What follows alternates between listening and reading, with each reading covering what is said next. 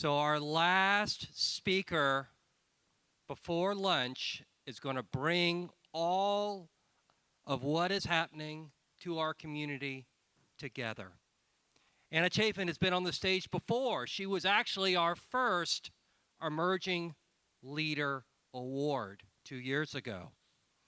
And she was, at the time, head of the Bryan County Development Authority. Today, she is president and CEO of Workforce for SEDA here in town, and she's going to tell us all about what is happening, where we're going, and I've looked forward very much to Anna's comments. So Anna, take it away.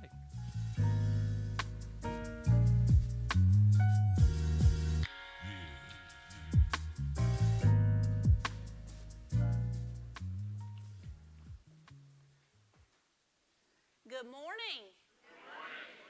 Hope everybody's doing well. So thank y'all so much for being here today. So I'm having flashbacks to 2 years ago when I was up on the stage accepting the award, the Emerging Leader Award. It was such an honor to receive that day. And I believe in my remarks at the end, I said that our future was going to be very bright. And what I knew that day that the audience did not know is that we were smack dab in the middle of the Hyundai project.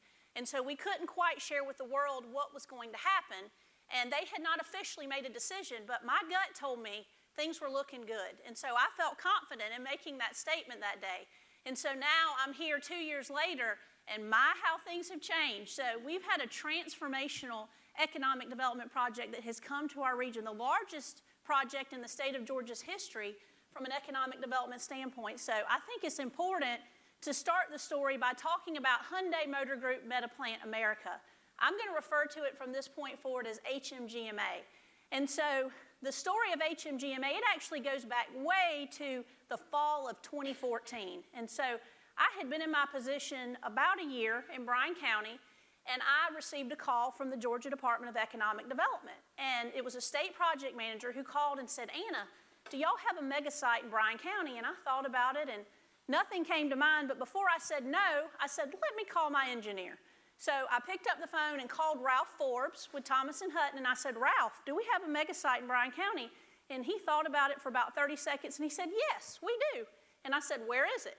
And he said, well, it's across Interstate Center at Highway 280 and I-16 on the other side of the interstate. And I said, okay, can you get me an exhibit? And he said, absolutely. So he sent me an exhibit. I sent it on to the state. And lo and behold, there wasn't just one project, but 2 projects of regional significance that were looking in the fall of 2014. And so Ralph and I were off to the races. We worked a couple of site visits with the state and with the company, and we got far enough along for me to realize that this was going to be bigger than Bryan County. And so I needed to bring in some partners. So my first call was Trip Tollison at the Savannah Economic Development Authority. I had a site visit coming up. We were still competing with a couple of different communities in Georgia, and I needed to sell quality of life in the Savannah region, and I thought, who better than Trip to bring to the site visit? So Trip came in, he helped us with the pitch, it went well, and at the end he said, Anna, what else can I do to help? And I said, well, you know, I think we're going to need to get a larger group together if we're going to be successful in recruiting one of these projects of regional significance to what we're now calling the Bryan County Mega Site. And so Trip was all in from the beginning, fully supportive. And then my next call was to Benji Thompson in Bullitt County at the Development Authority. And so Benji, several months prior, had said, Anna, I would love to work regionally with you. Let me know if you see an opportunity. Well, I saw an opportunity. So I called Benji and I said, can I take you to lunch? And so I drove over to Statesboro, and we had lunch at what I call the Taj Mahal El Sombrero, the big one. Y'all may be familiar with the big one in Statesboro. So we sat down, we had our chips and salsa. We hadn't quite got our entrees, and I said, let's talk regionalism. And so he said, okay, what are you thinking? And I said, well, I think we need a regional development authority in order for us to try to be successful to attract a project. And he said, okay, well, I've got 2 requirements. He said, the first one is anything Bullitt County puts in financially, we want to be made whole. I said, that makes sense, that's reasonable. He said the second requirement was he would like to see Bullitt County and any of those that support this regional development authority get priority position when it comes to suppliers, because a project of regional significance and what we were really looking for was an automotive OEM, an original equipment manufacturer. And the reason we were so interested in that is because that typically brings suppliers. And so I said, yes, Benji, I think that's reasonable. And he said, okay, well, I can get behind that. I think I can get my leadership behind that. Well, my last conversation was a little more difficult, and only because the individual that I was speaking with at the time, John Henry, who was in Effingham County at the Industrial Development Authority, he was pursuing one of these two projects that the state had reached out to us about. And so ultimately, they fell out of contention, and it became easier for him and his community to support a regional initiative. And so by the time I had John Henry's support with his county, we had the 4 counties aligned. So we had Chatham, Effingham, Bryan, and Bullitt counties, the 4 counties coming out of the Port of Savannah along I-16, and that's what led to our name.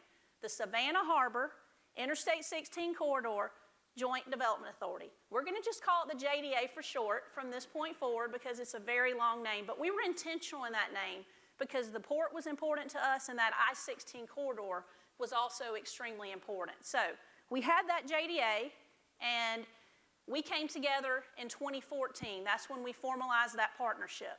Well, unfortunately, one of the projects fell out early on, so we were down to one project that we were pursuing.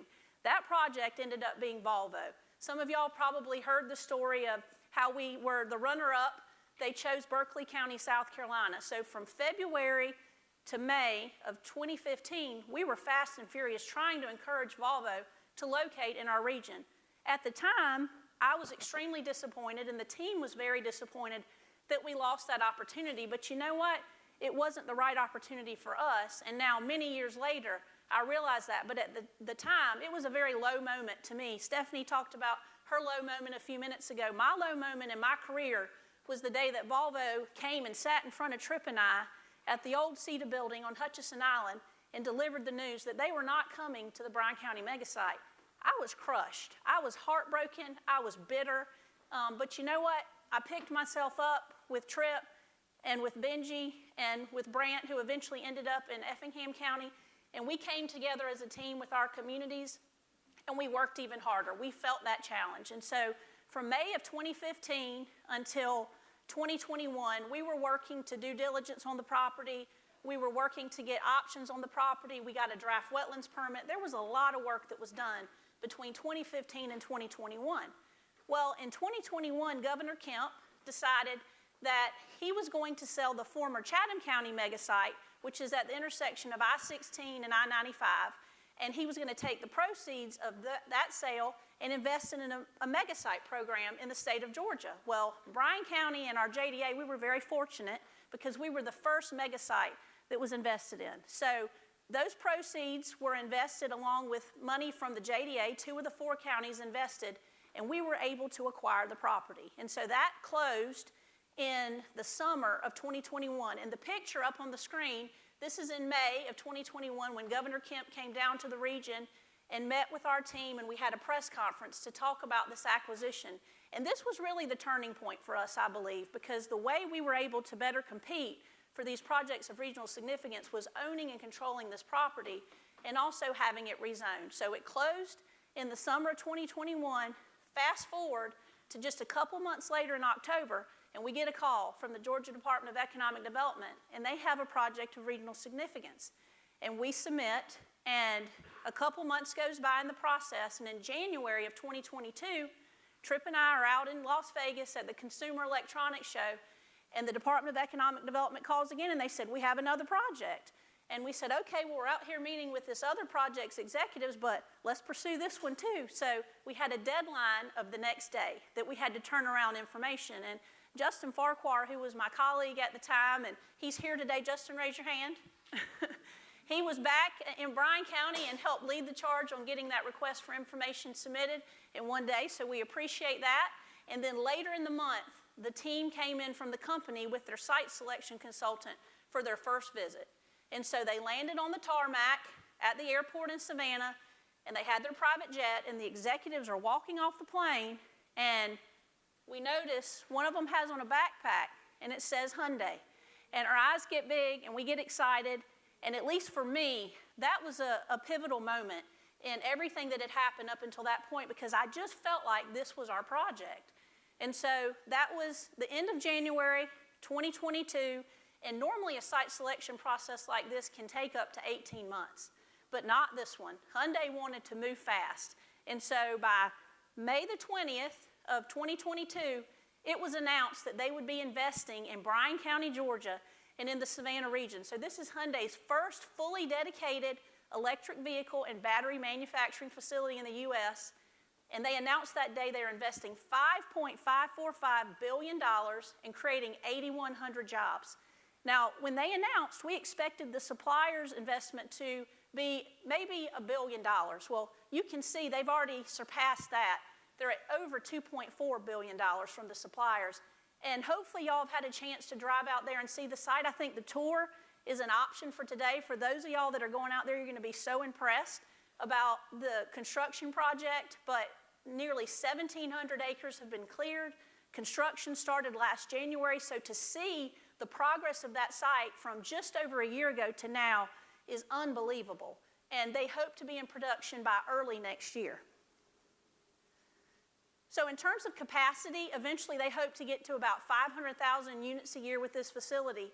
And they cited several things when it came to the announcement. But the thing that I want to emphasize today is speed to market. So remember all that time that we spent between 2014 and 2021 getting ready, all that due diligence that we dealt with and everything that we put in place. Well, when they came looking in January of 2022, we were ready. And that's what set us apart, is we had done all that pre-work that got us into a good position. So I truly believe that's the main reason why they chose our site in the Savannah region. And again, this is the largest project in the state of Georgia's history from an economic development standpoint. We were happy to say that we beat Rivian, that announced a few months prior to us. So I want to talk a little bit about the battery project. So on site, you have HMGMA, which we call the mothership or the OEM, and then you have Glovis, Mobis, Transys, Hyundai Steel, and the joint venture battery. And so this is on that almost 3,000 acre site, which 1,700 acres have been prepared for the initial operations. So that joint venture battery is a partnership with LG. Well, last summer, it was announced that there would be $2 billion more invested in this project. So now we've taken this project from $5.545 billion to almost $7.6 billion, and we've gone from 8,100 jobs to 8,500 jobs. And so when you break down the jobs overall, I just went over the investment on site at the Meta plant, but then I think it's important to understand the impact that this is having outside of the Meta plant in Bryan County. You've got $2.4 billion that's been invested from suppliers. Now, most of this investment, I'm happy to say, is in that 4-county region. So I've been able to honor that commitment that I made to Benji Thompson that day at El Sombrero, where they would have a priority position when it came to suppliers, because they've got 3 suppliers that have announced in Bullitt County, I believe 3 suppliers in Chatham, 2 in Effingham, and then 1 in Bryan. So it's been tremendous for our entire region. So $2.4 billion in investment from suppliers, plus 6,700 jobs. All in, when you look at the total impact of this project, we're at $10 billion. I mean, it's blowing my mind how much investment is going to be in our region and over 15,000 jobs. So while this is incredible and it's going to transform lives for many, many generations to come, it also comes with an element of, where are we going to find all these people? And so I know that that's what's been keeping me up at night since we announced the project. And I want to tell another story because I think it's very important to the workforce component of this discussion today. So back in April of 2022, I was in Columbus with Audrey King with Georgia Power. Some of y'all probably know Audrey very well. We were blessed to have her in our region for several years, and now she's been promoted and moved on up to Atlanta.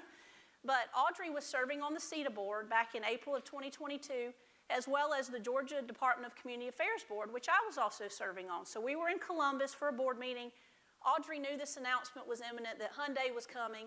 And Audrey said, Anna, what are we going to do? How are we going to find all these people? We want to make sure that Hyundai and the suppliers have who they need. We need to make sure all of our existing industries that have already invested in our region have the talent that they need.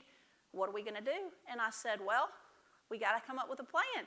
So Audrey quickly assembled a group that included myself, Trip Tollison, Benji Thompson, Brant Herndon, as well as Jay Neely at Gulfstream and Stacy Watson at Georgia Ports Authority. So we came together and we decided we needed to hire a consultant to do a study in order to have a plan that we could put in place as soon as possible. And so one of the recommendations in the study was that we would stand up a new regional workforce organization. And I was very honored that I was chosen to lead this initiative. So the study was released in November of last year, and I'm going to share some of those results with y'all in a few minutes. And then in December, it was announced at the SEDA board meeting that SEDA would be funding this entity in the short term.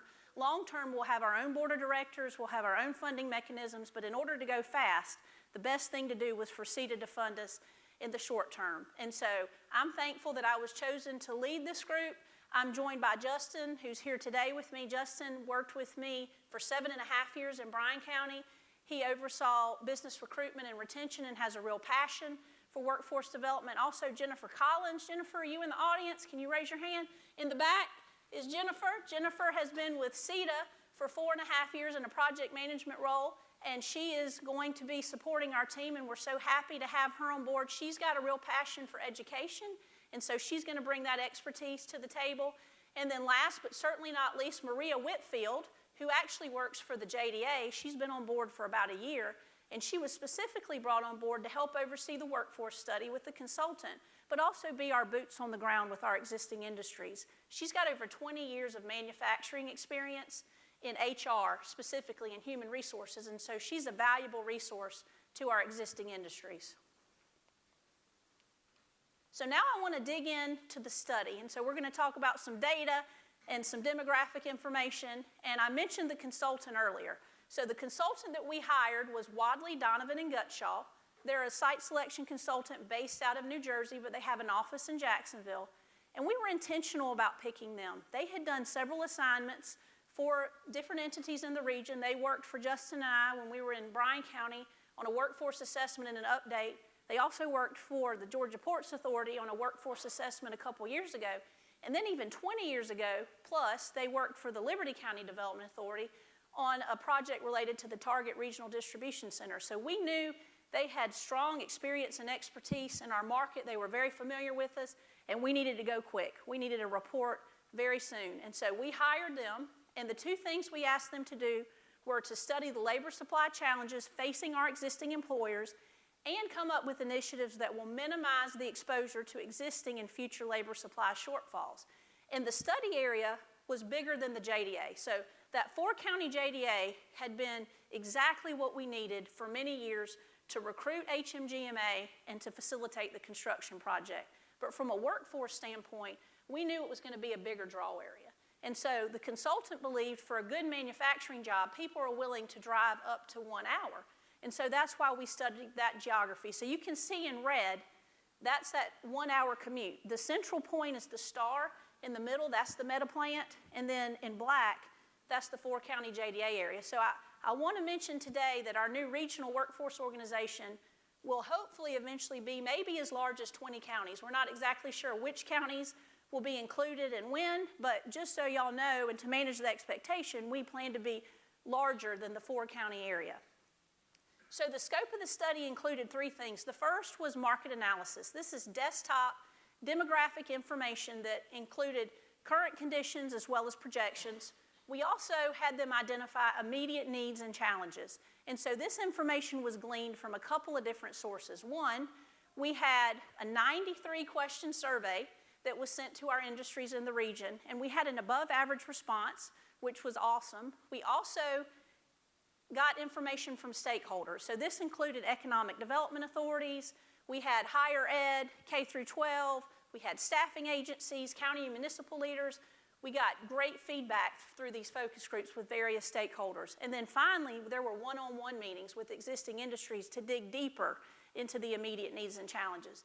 And then finally, the main deliverable that we got was the strategic workforce plan. So our key takeaways.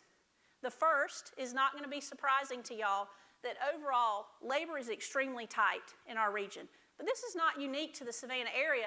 This is happening across the country. We're experiencing record low unemployment. In fact, for the 4-county JDA area right now, we're below 3%.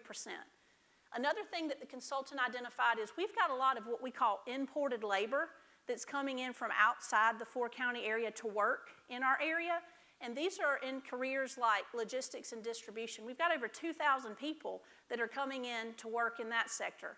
Also, we've got close to 2,000 people that are coming in unskilled production roles. So that was interesting to learn. On the positive side, we are very much a growing region, and so I think that's going to play in our favor with this tight labor market. What we're seeing through the consultant is they predict close to 25,000 people will move here within a 5-year time period. I think that's low. I think we may surpass that number, but we'll just have to wait and see. So the second thing that I wanted to mention in terms of takeaways include the competitive pay and enhancing employee retention have become increasingly important. And so we all know that pay's been on the rise over the past few years, specifically in the industrial sector. And when it comes to employee retention, the consultant had several recommendations, and Maria, who's on our team, is out sharing these recommendations within our regional industry base. And so these recommendations include things like on-site amenities, having cafes or gyms within a facility, on-site childcare. Childcare is right now a barrier, we believe, for some folks to enter the workforce, and we think that companies that are willing to partner with other companies for childcare solutions or offer it on-site are going to set themselves apart. Other things that we're seeing is companies that are promoting their career progression in the pay bands when an employee is in process. So when someone comes into an organization, say in an entry-level position, letting them know what their progression could be within the organization, not just in a job title change, but also in their pay increases, that's important to share on the front end so they know they have a path forward. Other things that we're seeing include fun at work. Some people have directors of fun that are focusing on the culture within the workforce, or even pets at work. I know at SEDA, sometimes on Friday, don't be surprised if you see a dog in the office. So just a couple of suggestions that the consultant recommended. And then our next takeaway, future demand will vary annually, but top needs will continue to be technical and production roles. And that's where this information on the right-hand side comes into play. So these are our hiring demands in our industrial jobs through 2027.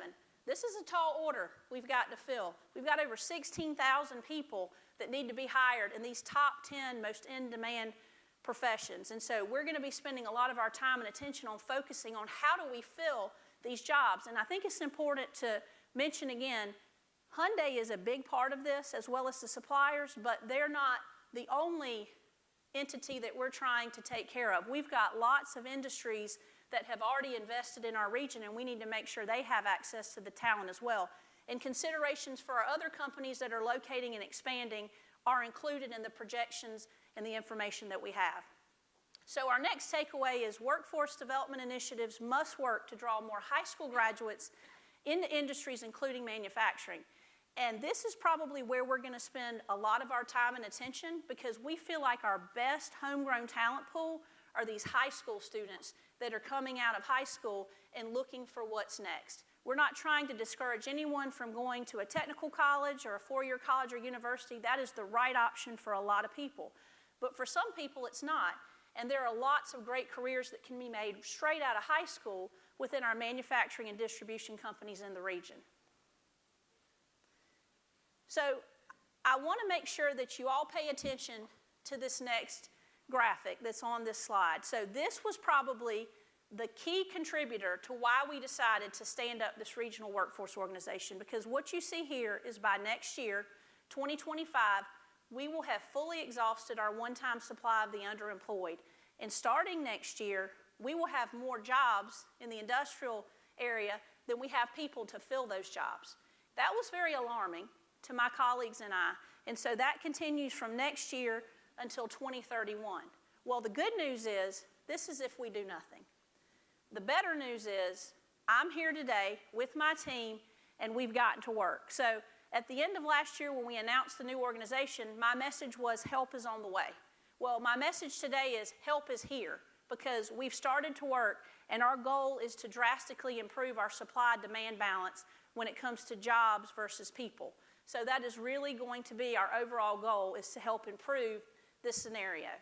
So I want to talk about a couple of other final takeaways. One of those is available labor from annual military departures is underutilized. We're blessed. We've got Fort Stewart and Hunter Army Airfield in our region. That means we've got over 3,500 of what I call heroes for hire who are separating annually. They're cross-trained, they're computer literate, they have a great work ethic. But what we're finding is only about 40% of those people are staying. And what's even more surprising is when you look at industry data based on the surveys, we asked what percentage of your workforce is former military. In large part, it was only 10%. So I feel like we've got a real opportunity there to grow that percentage and retain more of that talent. In addition to the soldiers that are separating, we have the spouses that are either unemployed or underemployed. So we need to do a better job of helping them find local opportunities within industry if possible. So our next takeaway, the Savannah region has a number of workforce strengths and several challenges. So on the strength side, these things are obvious, like the Port of Savannah is an economic engine for manufacturing and distribution in our region. Our quality of life here is very attractive and extremely appealing. Our weather, compared to some of our northeastern states, we've got blue skies and no snow on the ground, and up north they're probably shoveling snow and it's very cold. In fact, I wanted to share an example. We were at a Bananas game on Friday night. Some of us were with some of the Metapros from HMGMA. They call their team members Metapros. And one of the Metapros said that he moved here from Illinois. And the reason he moved here, he saw a job on LinkedIn and he liked the weather. And I was like, okay. So that was awesome that he wanted to move here for the weather. On the challenges side, we've got several. Those include housing. We all know that has been a challenge for some time, so we've got to do a better job about having affordable housing. We also need regional transit. Childcare, I mentioned earlier, that's a barrier right now, so those are all challenges that need to be addressed. And then the final takeaway is our regional employers, they need to be more engaged in helping us solve these issues that we have. So next steps. I mentioned earlier our challenge here with workforce, it's not unique to our region, but where we're setting ourselves apart is the fact that we are being proactive and we are standing up this new regional workforce organization. We're not trying to compete with or replace any of our existing workforce resources in the region. We want to be a collaborator. We want to be a facilitator to help make sure that our resources are better maximized. And we're going to do that through 6 working groups as well as employer forums that we hope to stand up over the next year. So these are our working groups. First, we have education. This is better partnering with K through 12 and higher ed. We've been spending a lot of time talking to school superintendents and educators since we started on January the 2nd.